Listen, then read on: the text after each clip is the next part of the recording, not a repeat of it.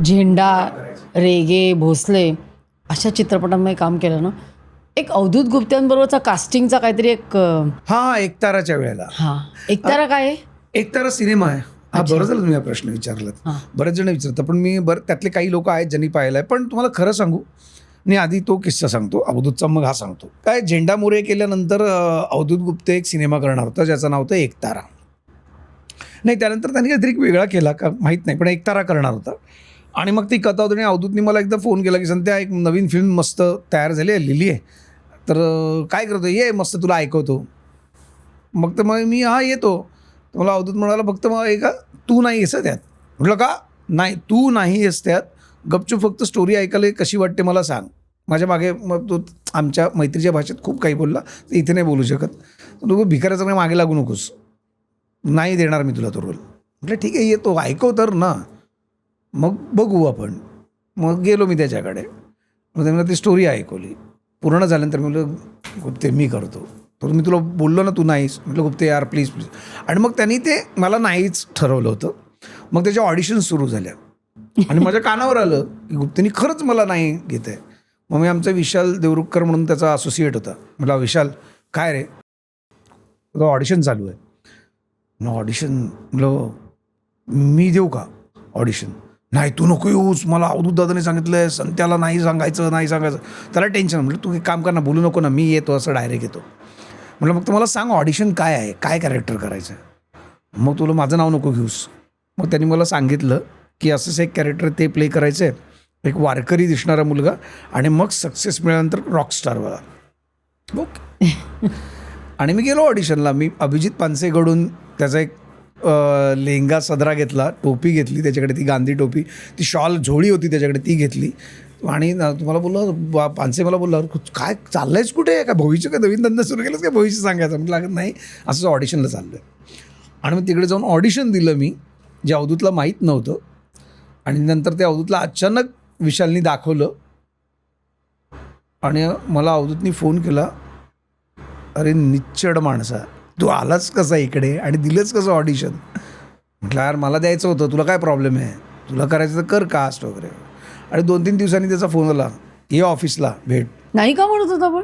त्याचं चुकीचं नाही आहे, कारण मुळात मी झेंडा मोरया केल्यानंतर कोणी असा विचार करणार नाही ना की एक वारकरी मुलगा, साधा सिंपल, ज्याच्या निष्पाप असा मुलगा, जो भजन कीर्तन करणारा माळकरी, तर तो असा मुलगा तो मला इमॅजिनच करू शकत नव्हता. कारण संत्या म्हणजे संत्याबाई, मन्याबाई, रिंगारिंगामधला जॉनी, त्यामुळे हा नाही चालणार रे, दाढी बिडी कसं. आणि मी ती जे पूर्ण असं क्लीन शेवन असं गरीब बनून, मी लिटरली सिनेमाचं शूटिंग संपेपर्यंत नॉनव्हेज सोडलं होतं सगळंच. कारण मी माझ्या काकांनी मला सांगितलं होतं की तुम्ही जे सेवन करता ना ते तुमच्या वृत्तीत आणि तुमच्या चेहऱ्यावर दिसतं. तामसी वृत्ती म्हणतात ना त्याला. म्हणजे तुम्ही तामसी अन्नाचं ग्रहण केलं तर तुमच्या चेहऱ्यावर, तुमच्या वृत्तीत ती तामसीपणा येतो.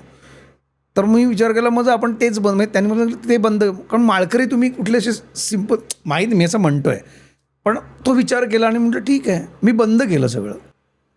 म्हटलं मे बी आपल्या, तर हा एक वेगळा मी डाएट केलं. छान आहे, पण कथा आवडली मला अवधूतजींनी केलेली. सो कथा मग ती एका रॉकस्टारची, एका कीर्तन करणारा मुलगा जो शहरात जातो का, तर त्याचा एक जीर्णोद्धार करायचा असतो मंदिराचा, ज्याच्यासाठी कोणी निधी देत नाही. त्या जीर्णोद्धारासाठी निधी जमा करायला म्हणून तो एका कॉम्पिटिशनला जातो, तिकडे जिंकतो आणि मग त्याचं आयुष्य बदलतं. He become raw. आणि मग त्याला ते एक, तुम्ही मगाशी म्हणालात ना, तो ॲटिट्यूड, तो माज यायला लागतो. आणि मग त्याची ती सगळा तो ग्राफ इथे गेल्यानंतर परत इथे त्याचं रिग्रेशन आहे. मस्त आहे स्टोरी, मला आवडली एकदम. प्लीज तुम्ही बघा, ॲमेझॉन प्राईम. कुठे? ॲमेझॉन प्राईमवर आहे. आता हिंदी फिल्म्सबद्दल बोलूया. डार्लिंग्समध्ये केलं आलिया भट बरोबर, कसा होता तिच्याबरोबरचा अनुभव? शी इज फॅन्टॅस्टिक ॲक्ट्रेस. हो, अमेझिंग ॲक्ट्रेस आहे. काय जाण आहे त्या मुलीला अभिनयाची, अमेझिंग. म्हणजे मी तिचं तर काम, मी तिचा फॅन आहेच, पण जेव्हा 1 to 1 काम केल्यावर कळलं ती कमाल एफर्टलेसली करते. हो, हां, म्हणजे काय रणवीरशी वगैरे बोलत असेल तिचं तर मोबाईलवर असायची आणि टेकला यायची ती आणि करून जायची ती. लेनी रिहर्सल नाही आहे, काय नाही. प्रोड्युसर पण होती ना ती? हो, प्रोड्युसर पण होती, पण अशी करून जायची, अशी भले भले ॲक्टर काय केलंही नाही, अशी करून जायची. मुळात ना काही कलाकारांच्या ना ते अंगवळणी रक्तातच असतं. त्यांना फार मेहनत नाही करावी लागत, ते जन्माला झालेले असतात, त्यातली ती आहे एक. You are a lot into fitness ना. आणि मग सुनील शेट्टी बरोबर पण केलंय ना काम. त्याला पण एक फिटनेस आयकॉन हो, म्हटलं जातं. त्याच्याकडनं काय अशा टिप्स घेतल्या नाही, किंवा त्यांच्यावर कसा माझं होता? कधी नाही कधीच टिप्स वगैरे नाही. काही नाही. टिप्स वगैरे काही नाही का? त्यांच्यावर कधी माझा सीन एखाद होता, त्यात पण आमचं काही 1-to-1 नव्हतं. He is a great guy आणि मस्त माणूस आहे आणि फिटनेस फ्रीक पहिल्यापासून माहिती आहे. सुनील शेट्टी म्हटल्यानंतर ती बॉडी तसंच इमेज दिसते. ही superb but very good human Bing.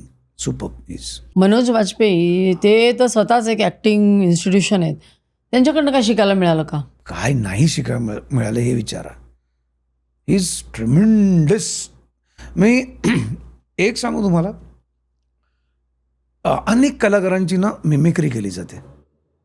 आता तर पंकज त्रिपाठी, नवाजुद्दीन सिद्दीकी सगळ्यांची मिमिक्री करतात. आत्तापर्यंत मनोज बाजपेयींची कोणी मिमिक्री करताना पाहिलं तुम्ही की मनोज बाजपेयींची मिमिक्री केली आहे?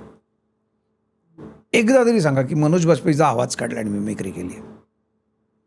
कारण त्या माणसाने आज ताग्यात एकही रोल सेम केला नाही आहे. आवाजासकट, मॅनरिझम सकट, सगळ्याच्या बाबतीत दरवेळेला वेगळे दिसलेत ते कॅरेक्टर. तेचपणा दिसला नाहीये किंवा तोच आवाज घेऊन नाही ते कधी गेले. अनेक वेळेला बदलत गेलेत आणि मी म्हणतो ना, मी सगळ्या बाबतीत आय एम फॉर्च्युनेट. मी खूप नशीबवान आणि मी प्रचंड विल पॉवर आहे माझी. मी एक सिरियल करत होतो, अस्स सासर सुरेखबाई. तेव्हा बुधा सिंग नावाची त्यांची फिल्म आली होती. त्याच्या प्रमोशनसाठी त्या सिरियलला ते आले होते, आमच्या एका एपिसोडला, मराठी सिरियलला. आता बरेच जण ॲक्टर जातात कारण महाराष्ट्रात मराठी सिरियल खूप चालतात म्हणून. तर मी सकाळी गेलो तेव्हा मला कळलं की मनोज बाजपेयी येणार आहेत.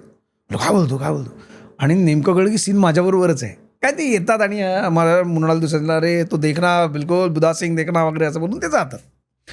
आणि त्याचे बसले होते आणि तो माणूस लिटरली आला होता तिथे, खाली गादीवर बसले होते आणि सीनच्या अगोदर ते आपले सीन बघत होते. आणि आमचा अनिकेत मस्वेकर आमचा EP आहे. तर मी त्याच्याकडे बघून बोललो, एक दिवस या माणसावर काम करायचं यार, एक दिवस, आणि मी करणार. तर मला तुला होईल नक्की संत्या, नक्की. आणि 3-4 महिने गेले त्या गोष्टीला.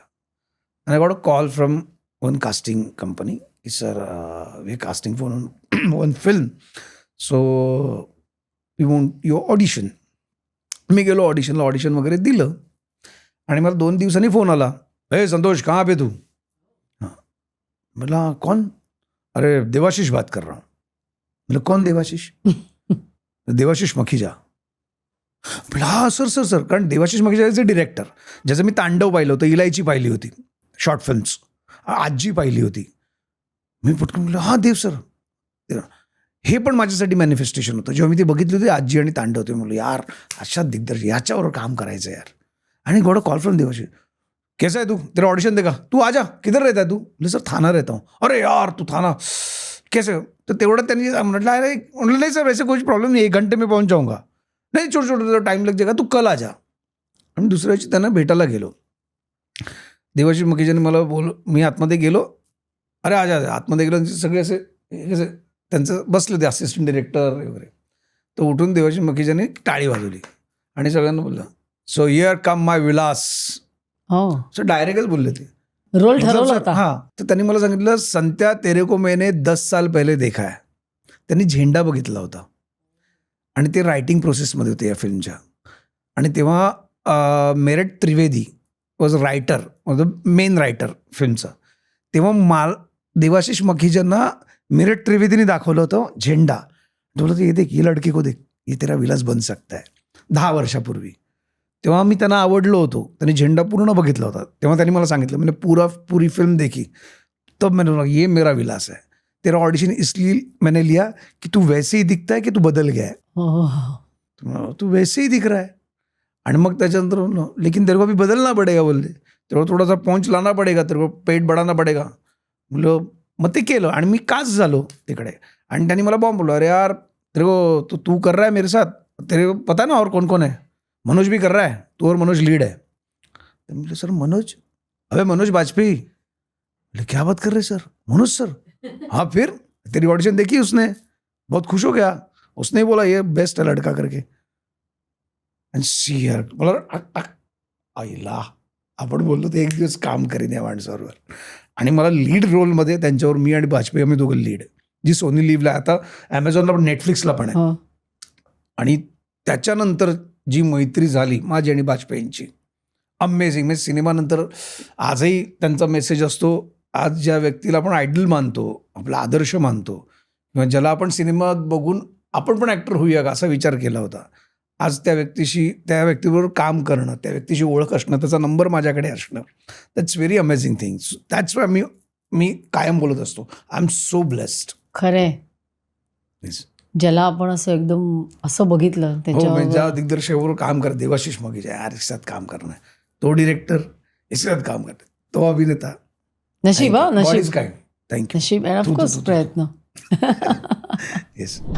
ही क्लिप जर तुम्हाला आवडली असेल तर संपूर्ण पॉडकास्ट बघण्यासाठी सर्व काही पॉडकास्ट चॅनलला भेट द्या आणि सर्व काही प्लसला सबस्क्राईब करायला विसरू नका.